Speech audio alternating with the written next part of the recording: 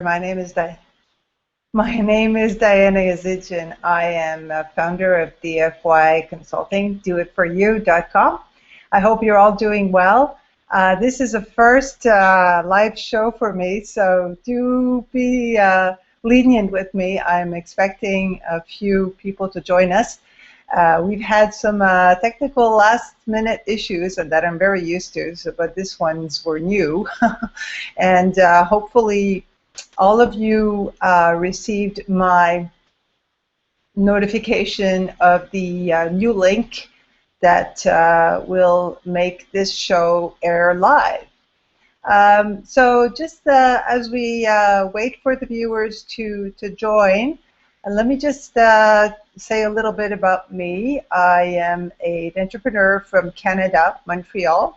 I have spent close to 9 years in Europe working with some of the best tech people in the industry, and got to see super cool innovations launch, and those that were not quite in the moment, or the consumers weren't ready for them. But I saw one of the best technology deployed, and crowdfunding started becoming a very underground word in close to 2008 or 2009. Just very high-tech people would use them to would use that solution to get their very specific innovation across the internet. Sorry. So anyway, it wasn't. It's very, very, very small niche industry at the time, and I remember working with some teams, and they were struggling with with getting their products out in the market, and crowdfunding was beginning to be one of the solutions to those issues. And when I got back to Canada in 2011. Crowdfunding was not yet a common standard term, but equity crowdfunding were starting to spread among the financial communities, and I became very interested in the model, the equity model, and sooner than I could say 1, 2, 3, I started lobbying for the adoption of equity crowdfunding in Canada, and we were a couple of people across the country setting up presentations and groups to demystify and explain the ABCs of equity crowdfunding. Looking back, I would have spent more time explaining the ABCs of crowdfunding, period, because even though it's an old model, it's a very ancient model to raise funds and get your project up and running. It still needed educating, and a lot of information had to be given out in order to demystify the idea of sending donations online and having the entrepreneur's project come true. So this is what I'm still doing today. I mean, I've only been doing this for 2 years, and really seriously for just a year, where I'm now giving, excuse me, half a day and full day workshops on creating a super campaign, on preparing the market prior to launching the campaign, and on the follow-up of the campaign. It's a lot of excuse me. It's a lot of resources required in terms of time and dedication, but one common denominator is definitely the passion.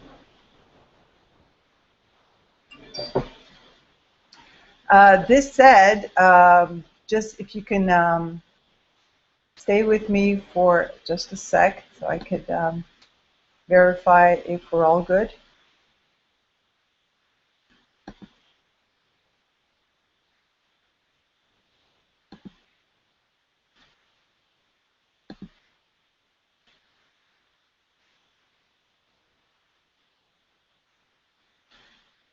Excellent. So I've been told that the broadcast is being seen by my viewers. Let me just ask Chad, my friend in crime here, who's been doing such a good job coaching me.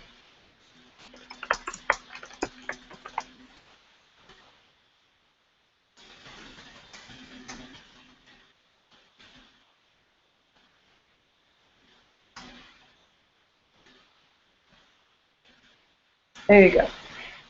So I was supposed to have on Rose Spinelli, my special guest and partner in crime. She's from Chicago, from crowdfundamentals.com.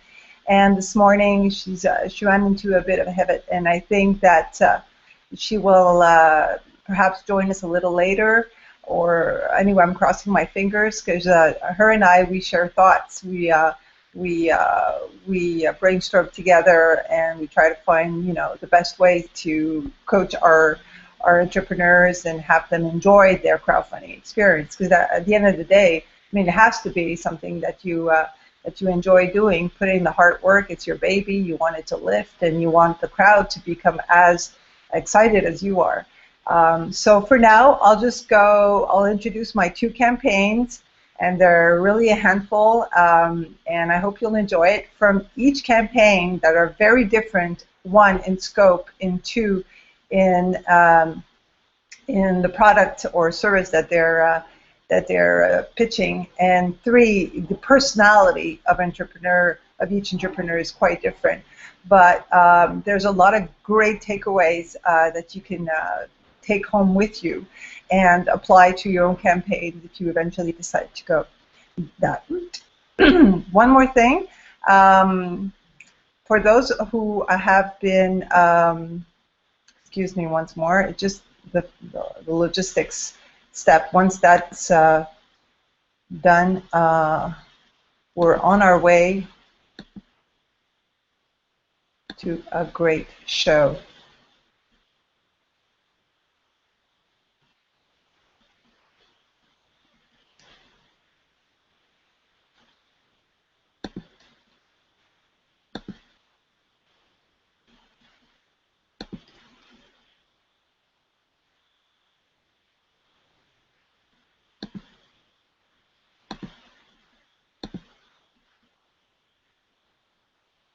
There you go. So for everyone who's just joining us now, I had to do a last-minute change in the URL so that we can go live. I precedently just created an event, and it was not going to go live, so I wouldn't have the largest audience to tune in. So I had to do this at the last minute. This is called Crowdsourcing 101. I've never had so many people wanting to help me in 5 minutes. It's just crazy. By the way, this campaign was also part of another crowd speed campaign that I publicized for 3 days. It was a speed crowdfunding campaign. I don't think I've ever done that before. And I successfully raised my objective, and I used the platform called HeadTalker. I'll talk about that a little later on the show. HeadTalker.com. They've been really supportive, and I also realized that there's a lot of love in this world. I mean, most of my friends, I don't get to speak them that much, and they're always ready to help and show their support. So, thank you to all. I really appreciate that. Anyway, this said, for those of you not familiar with the concept of crowdfunding, let me just give you a little bit of a definition. It's a solicitation of the crowd to finance your project, whatever it is, technology, arts, industry, entertainment, servicing, retail, via an online platform. So all of the campaign is run online, and it is the proceeds are also given online. Everything is done through the different mechanisms that we have, PayPal and whatnot, through the platform. And there are about 700 platforms across the world, and as we know, the main ones are Kickstarter and Indiegogo. It just happens that my two campaigns are one on Indiegogo and the other on Kickstarter. So without further ado, please, let's start with my first campaign that has taken everyone by storm. The latest news I've read is that it is the, let's see here, it is the third most funded campaign ever on Kickstarter. They're raising about $600,000 in funding a day and still going. It's been a crazy ride for them. For those of you maybe just guessed who I'm talking about, it's called the Coolest Cooler. So let me just go through the campaign. It's about 2 minutes long, just to give you a little flavor of what's in store, and then we'll do a little analysis and takeaway of what I think. I mean, it's very subjective, but what I think made it a success, and then I'll take questions.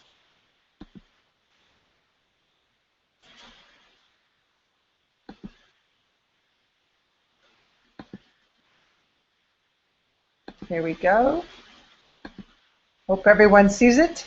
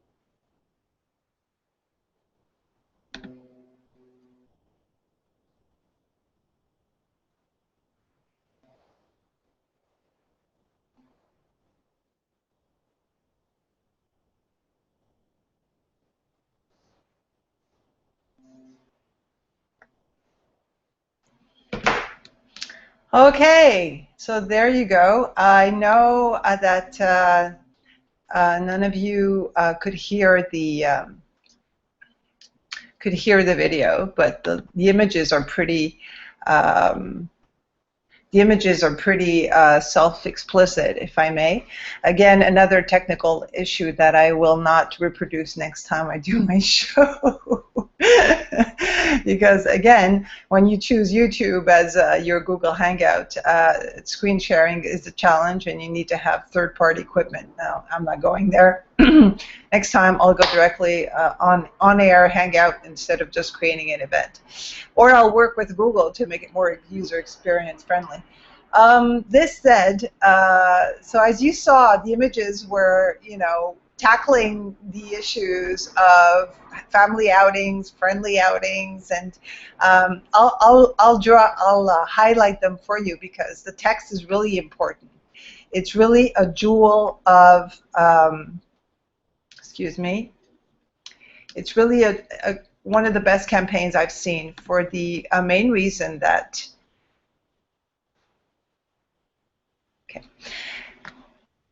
for the main reason that it has all the right communication mechanisms in place. The Ryan Grepper, the inventor of this product, is also an inventor in real life, has a really market-savvy type of person. He's charismatic, and let me just highlight some of the questions he's raising in his campaign. And by the way, that's one of the things I show in my workshops, is how to solve a problem and really translate it into a public question and provide the answer to the solution to that problem right after in a scene. And he's done it all the time, from start to finish. The music is really pleasant too. So what are those questions? You're already carrying tasteful beverages. Why not blend them up anywhere, anytime? Hey, sure. I mean, you're with adults, you're with kids. You want to have a cocktail, not just orange juice. So he's right to ask that, and he's got the solution to provide that. Second, what's a party without music? Well, of course, and it's all in one. So you just need to bring your iPod or your iPad, and you're set to go. And then it's a statement, a really strong statement, and I like that because it stays with us. The party doesn't stop just because the sun goes down. So I created a LED feature that allows me to see where my stuff are within the cooler, and there are different compartments, so it's all LED driven, and you could find your stuff very quickly. What about getting organized to go out in the first place? Sure, you have all your compartments in there, so you could bring mats, you could bring towels, you can bring all kinds of accessories, you know, to start cooking up a storm, all in one, because the space is provided for that. And how many hours of your life have you spent looking for a bottle opener? That's a strong statement for some of us. I mean, it's probably one of the key decision triggers. Sorry. So of course, right away he shows the scene that opens up the bottle. This is a jewel as a campaign. I'm not surprised that he's just broken all records for Kickstarter. Did you know that in 2013? Ryan tried a campaign and he flopped. I think he was looking to raise $125K. I didn't see the campaign, but I'm sure there are lessons learned that he's taking away with him. And one of those is, hey, I'm solving a generational problem, and I think I know how to present it to the crowd. And then there are many other really key ingredients to this campaign that made it lift, but I think that's really the main one. And I would also add the branding. He called it the coolest. I mean, how smart is that? Coolest, and then really the right topography that makes the brand shine. So hats off to you, my dear Ryan. And you are, Ryan, if you're listening, a very charismatic person to begin with. You set the stage right. You got the right tempo. You know how to present yourself. I mean, that really inspires trust. So thumbs up. And then what else can I say with that? I think that's my big takeaways about this campaign. And not surprisingly, that we're over $8 million now. And I think he still has 16 days to go.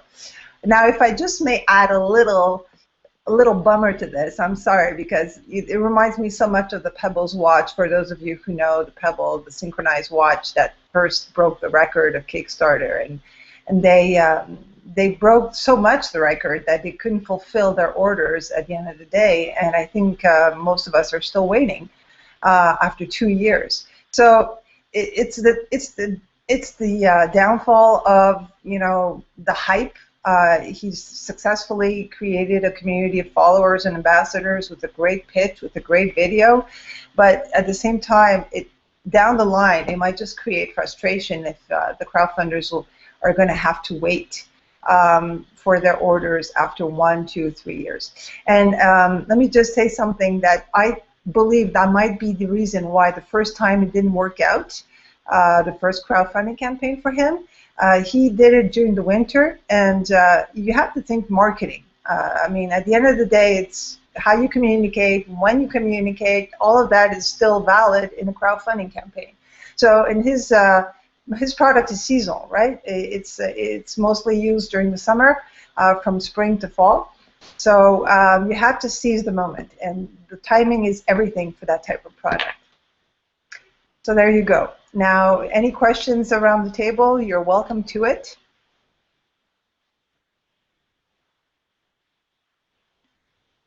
If not, I shall move to my next campaign. I hope you're enjoying this, since I can't hear anybody.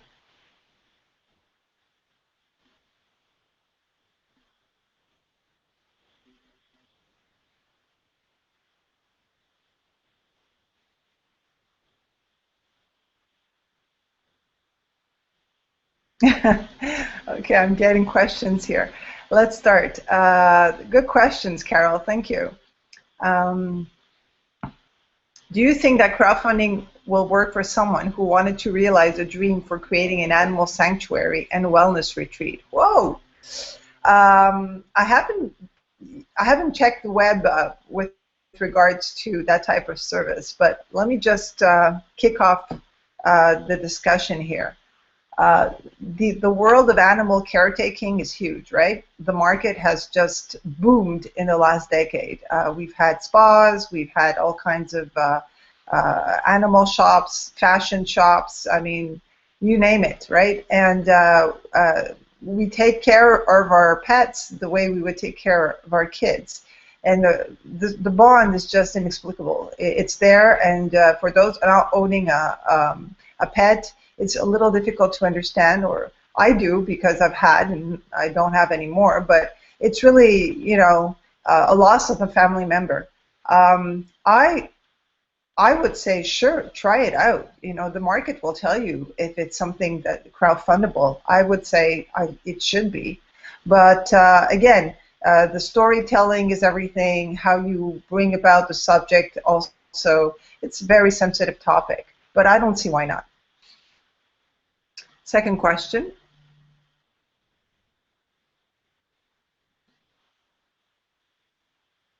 How does someone get an audience to Kickstarter to generate the buzz and interest in their products?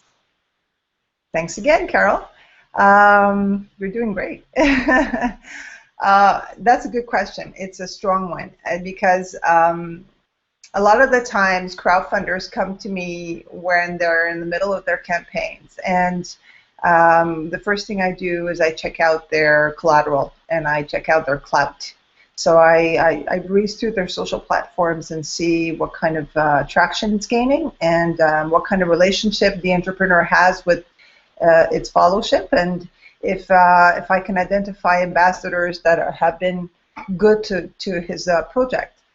Most of the time that people come to me in the midst of campaigns because there's something not going as planned, unfortunately. And that is a key ingredient, is to create social traction way before the campaign starts. And I'll just take 2 minutes to really go a little deeper into that. What I mean by creating social traction is not spamming, is not informing your small network that you're about to launch a crowdfunding campaign. No, it's creating a relationship with your followers on every platform that you're positioned in. And by offering content, intelligent content, sought out content, by blogging, by showing that you're really passionate about your product, your service, by other things that are complementary to your business also. I mean, you could feel free to share your passion. So this is key to preparing the ground for your crowdfunding campaign. And when that traction picks up, when you start getting a followership, when you realize that people really like what you do, they really like you, then when comes the time to announce that you're about to launch a crowdfunding campaign, you'll have your supporters. But you just don't start doing that prior to creating community. You don't ask for their support without them knowing you. I mean, it's the law. It's the law of human relationships, right? First off, you start with your family and friends. They love you unconditionally, most of them, and they will definitely, you know, show support online. Just if I can take my example of the last 3 days. uh,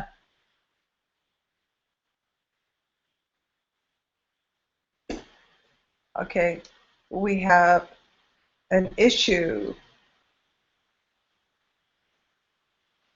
Bear with me. Okay, there you go. I just found another technical glitch. This is so much fun. Okay, so going back to my own 3-day campaign, it's not a donation campaign, it's a crowd campaign. In other words, it was to solicit the crowd to support this show, since it's the first. And of course, I did spread the word just about everywhere, but most importantly, I wrote to all my friends individually, asking them and explaining them, and then showing them how HeadTalker.com worked.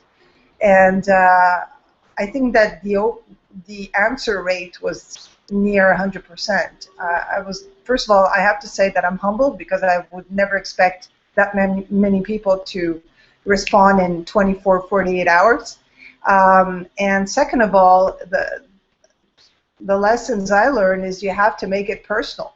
And to make it personal, it's one-on-one, as well as, you know, sharing content and whatnot. So I'm already sharing content on crowdfunding and blogging and you know, doing my stuff. But when it comes to a real event, it's better to always have one-on-one with your friends to begin with, and then it picks up and you could start sharing with a larger crowd. I hope that answers your question.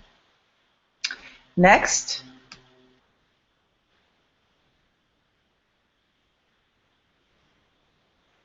Huh, yeah. How long in advance would you suggest people start their relationship engagement building prior to their crowdfunding campaign launch? Some people will say 6 months, others a little less, but it's not too exaggerated. I think that I work with clients in their social networks without crowdfunding component to it, but just creating a relationship with their customers on social networks. And it takes about 4 to 6 months to start getting a following, not just, you know, becoming brand aware everywhere, but start having a following. And that takes a long time and patience. And I always say that the first times you feel a little alone on your island, and it's okay. Don't despair.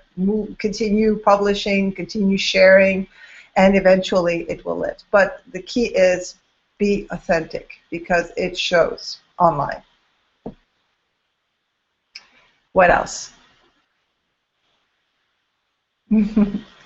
All right. So let's move on. I hope you enjoyed the first campaign and my takeaways, and that you could try to replicate the recipes if the type of product is similar to his, if it's technology, if it meets the consumer's needs, because that's what it is. It's right there. There's a market. It's hungry for that type of product.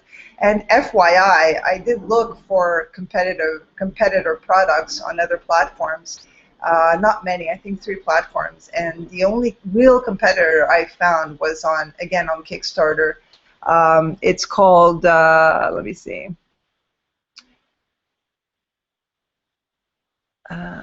It is called Boombox. Boombox.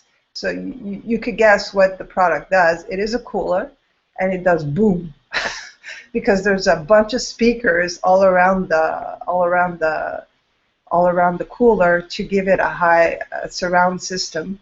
Now, I mean, it's a niche market. It's probably the party goers and who are on the beach somewhere.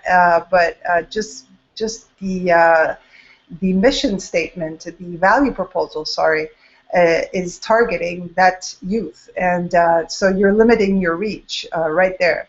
And there are other, little glitches here and there in the campaign. One of them is the branding doesn't appear anywhere. I don't see the name of Boombox. If it's there, I can't see it. You see another name, so that makes it a little strange. Why is there another name on a speaker? Anyway, I could go on and on and on. They didn't raise, obviously. They didn't successfully raise, and their campaign ends soon. Another word I'd like to just last takeaway on Coolest, and that would be their perks. I think they're brilliant. They're personalized. Let me bring you to them because you have to see this. You have to see this.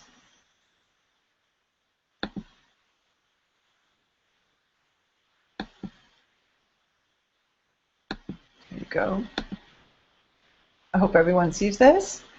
So there you go. So you have the traditional lower pledges that must come with any campaign for those who can't afford the $185 value. It is still a big rebate from the retail price when they'll have an online site on. But then you have a special price for the early backers, and it's $165. That's the 20 backers, and then you have the early bird, still 165. Da, da, da, and it adds. Look at how many people have pledged. It's just amazing. Now the 185 or more, there are 5,000 more backers. What does it say? It ships across the world. That's what it says. So there is no limit to the sky with this person. Good, hats off to him. Now, one of my favorite pledges, and I think he really shines through that, would be the pledge, the 500 pledge, Coolest Feedback, where he will connect face to face, and that really brings him close to his audience. Proximity is key for a 30-minute session. And my favorite one is the last one here. 8 backers pledge $2,000 or more on Coolest Bartender. He will fly out to your home and man your bar. I mean, how cool is that? It really blends in well with the branding. Very, very, very good work. Anyway, I can't continue enough. This has been just one of the best practice, one of the best practices campaigns I've ever seen in a long time. And now the second campaign, I hope everyone can still hear me. The second campaign has nothing to do with that one. First of all, it successfully raised, but second, it was looking to get out of hardship. So it is a local campaign. It's right here in Quebec. It's a French campaign, and it's a retail pizzeria, not any pizzeria. And it's funny because service companies, whatever they are, restaurants, stores, it's a lot harder to sell the concept on crowdfunding. So he raised more than his goal. Hats off to him. And the reason why, I'll tell you right after the video. Now, I'm conscious that you will not be able to hear the sound, but inspired through the images, they're pretty well highlighted, okay? Here we go.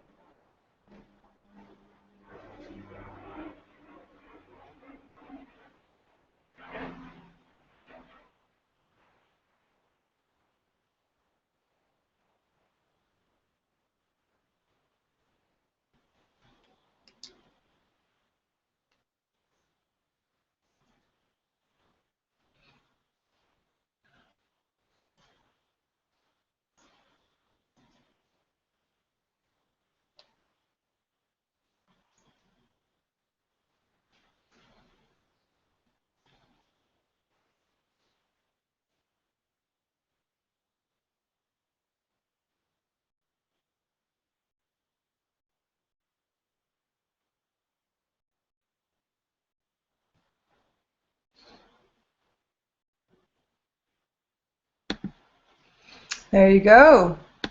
So let me put you into context. If the story is really well made, I think we could decrypt it without having the sound. Am I correct?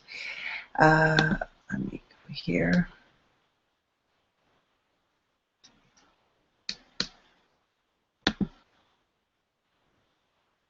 There you go. So Pizza Gemini is a local pizzeria that's been around for a few years in small towns across Quebec. There are two, Saint-Roch and Limoilou. It's a small hood type of pizzeria, you know, known from mostly the people that live nearby. And their differentiating element is that they only take local produce, so they help farmers stay in business, and you know it's all good on them. So it's an ecosystem that really creates wealth for their little region. So all that has created a sympathy capital that people now you know became fond of Pizzeria Gemini and Oli, who is the owner. So there's really a tight bond between citizens and the pizzeria before they started going into financial trouble. That is, in itself, is the main success factor because Oli did not think of crowdfunding. It is his fans, his customers, friends, and family who thought of setting up a fund for him to get out of that bad period. The problem is that he needed to change some of his equipment because they were in compliance with the regulations. So it cost quite a bit. I think it was just FYI, it was a cooker hood, and so that he couldn't afford to that expense, and he closed shop, and you know, bills started accumulating, and his debt was increasing as days went by. So that small video was, as you can see, I mean, there are there's no special effects. The lighting is so-so. There's hard rock music in the background that you can't hear. But I mean, it's really not the best practice video that I preach in my seminars. But everything else is just lovely. First, you have the people who love him that take the mic and say, this is why you should save the pizzeria. Then you have, at the beginning, Oli, who says, well, you know, my pizzas are pretty unique because I blend in ingredients that usually don't go on pizzas, and people just love them. And I went looking for their media presence on the web, and yes, the press has been talking about them for some time because they're unique in that way. They're not many pizzerias, niche pizzerias like that across the province. So this said, not surprisingly, he raised over $25,000. People just rushed to help him. You know, many smaller donations, but since he already has a good followership, he came out of it shining. And he's pretty creative in his perks also. One of them priced at $200 for pizza, for pizzas. That sounds like a lot of money, right? And a pizza box designed by a renowned local artist who's known across that region. Again, he's creating a sustainable economy, and it's all to his. It's all thanks to him. I think crowdfunding in this particular example has had collateral benefits across the region, and that is one great success story. So that's what I have to say about this campaign. Let me just take up the few questions. Oh, someone wanted to know, I think it's Nick. Hi, Nick. Wants to know for the Coolest campaign, what was the budget for communications and whatnot. Really, I cannot say. I don't have that inside information, but if I can only give you some facts, Ryan Grepper is an inventor, as I said, a full-time inventor and product developer. He's been doing that since 2006. So I would suspect that he has many inventions, that he launched many inventions, and I guess that it's probably his own money that goes into the campaign. And he's hired people. Let me just check if there are other questions. For now, there are not any. So that's about it for my first show. I hope you enjoyed it. I hope that we're going to continue this journey together. I have many more takeaways I'd love to share with you. Perhaps next time it will be the campaigns I didn't do so well, and that will be, and what they could have done to make it better. But there's one thing I want to leave you with. If you are in a crowdfunding campaign today, it's not going as well as expected, please take the time to sit down and see what should have been done. Note it on a piece of paper, know it on Evernote, know it whatever you want, but these are lessons that are precious and that only you will know. So next time around, you'll just do everything to not make these mistakes again. And I always say, life is just a list of failures, and then you go on and you become better at it. And that's what crowdfunding also is all about. Before I close, let me just talk a little bit about my HeadTalker experience. I'll just show you the site. And I encourage you to try this out prior to launching your crowdfunding campaign.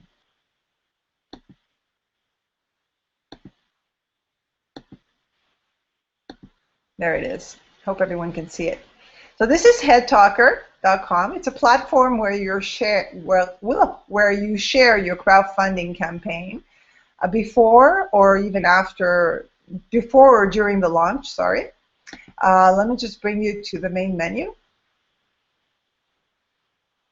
So you see here you have a list of campaigns. It's just like any crowdfunding platform.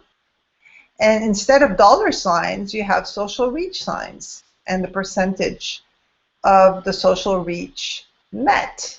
So you fix yourself an objective of time, and during that time, you ask your network to support you. That increases your social reach. Now, I only started mine last Friday night, so I didn't set a very ambitious project, ambitious raise. And to be honest, I was also testing the application. I wanted to see how it worked and whatnot. So as you can see, I have a perfect 10, 50 of 50. It was a lot of fun doing it. I have to admit there was some last-minute suspense. Are we going to get the last two, the last three? And then overnight, some European friend liked me and supported me, and that just closed the buckle. So all you have to do, for example, you see a campaign like this. This is my show. And you choose to support with Twitter, Facebook, Tumblr, or LinkedIn. And then it asks you to, authenticate yourself. And then voila, it just takes a couple of taps, and that's it. So for that, of course, you should sign in, and then feel free to explore the different categories. I think it's really well done. Good on the team, Chris and everyone else. See all those categories. And I'm sure it'll grow and grow and grow. This is a brand new platform, and they already have so many projects. Good on them. So the key to my success, if I can say so, because it's 50 voices. I mean, I didn't go further than that. But if I may just comment on what I think made it possible, it's because I went directly to my close friends and asked them, and that's it. A couple of them shared, and it just picked up really quickly. And it's funny because a lot of them are on vacay, and so they voted for me while they were having a tequila or whatnot. So I appreciate that, because I wouldn't be bothered, maybe, who knows. But I'll remember that next time I'm asked to support a campaign. I'm getting other questions here. Hold on.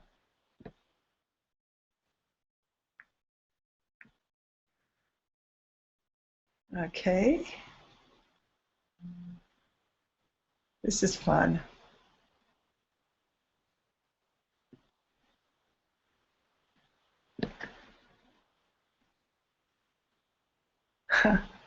Thank you, Carol.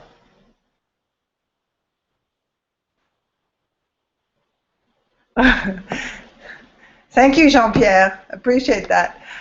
So I think we're good with the questions. Now, please don't hesitate to get in touch with me. You got my URL at the bottom. All of my social links are there. Drop me a note. I'll be happy to Skype or talk or just exchange a few emails. It was a lot of fun doing this. Next time, I'm going to have a few boxes at the bottom of my screen with people interacting with me real time. Feels a little lonely, just talking on your own. Anyway, have yourself a great one. It's a great 86 degrees outside. I hope you enjoy your day. Take time with your family. Love you all, and talk soon. Bye.